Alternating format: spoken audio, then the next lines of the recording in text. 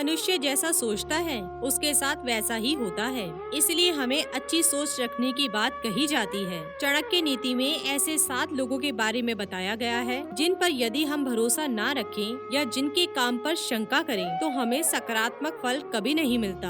दोस्तों, लोगों में देवी और देवताओं को लेकर 2 तरह की सोच पाई जाती है, आस्तिक और नास्तिक। जो लोग देव भक्ति में विश्वास रखते हैं उन्हें आस्तिक कहा जाता है और जो भगवान पर विश्वास नहीं रखते उन्हें नास्तिक। कई बार हमारा कोई काम या मनोकामना पूरी ना होने पर हम भगवान पर विश्वास करना छोड़ देते हैं, उन पर से हमारी आस्था खत्म हो जाती है। जो लोग देवी देवताओं में आस्था नहीं रखते उन्हें अपनी सोच के मुताबिक ही फल मिलता है। आज हमें परेशानियों का सामना क्यों न करना पड़ रहा हो, लेकिन भगवान के प्रति आस्था रखने पर हमें उसका शुभ परिणाम जरूर मिलेगा। इसलिए भगवान के प्रति हमेशा सकारात्मक सोच रखनी चाहिए। आगे चाणक्य नीति में बताया गया है, तीर्थ स्थानों में खुद भगवान का निवास माना जाता है। तीर्थ स्थानों पर लगभग हर समय भक्तों की भीड़ लगी रहती है, जिसकी वजह से वहाँ कई परेशानियों का सामना भी करना पड़ जाता है। ऐसे में कभी कभी तीर्थों के प्रति मनुष्य की भावना नकारात्मक हो जाती है। ऐसी भावना के साथ तीर्थ की यात्रा करने पर भी मनुष्य को उसका पुण्य नहीं मिलता है।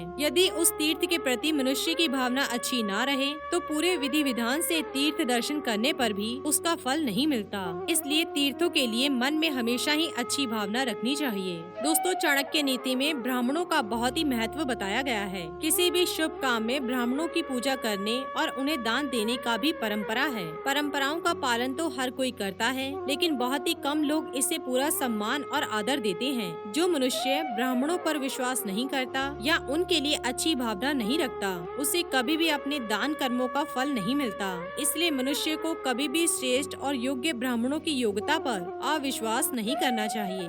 दोस्तों, चाणक्य नीति में बताया गया है, मंत्रों को देवी देवताओं के करीब पहुँचने के एक आसान तरीका माना जाता है। जो लोग रोज शांत मन और पवित्र भावनाओं से भगवान के मंत्रों का जाप करते हैं उनकी सारी परेशानियों का हल निश्चित ही हो जाता है। जो मनुष्य घर वालों के दबाव में बिना मन से या मंत्रों में अविश्वास की भावना के साथ उनका उच्चारण करता है उसे इनका सकारात्मक फल नहीं मिलता। इसलिए मंत्रों का पाठ हमेशा विश्वास और आस्था के साथ करना चाहिए। दोस्तों, ग्रहों की दशाओं को देखकर मनुष्य की कुंडली दोष और समस्याओं के समाधान बताने वाला ज्ञाता व्यक्ति को ज्योतिषी कहा जाता है। कई लोग अपनी परेशानियों का हल पाने के लिए ज्योतिषियों और पंडितों के पास जाते हैं। कई लोग किसी और के कहने पर या ज्योतिष पर भरोसा न होने पर भी उनके पास चले जाते हैं। ऐसे में मनुष्य चाहे कितना ही उपाय क्यों न कर ले, लेकिन उसकी परेशानी का हल नहीं निकलता।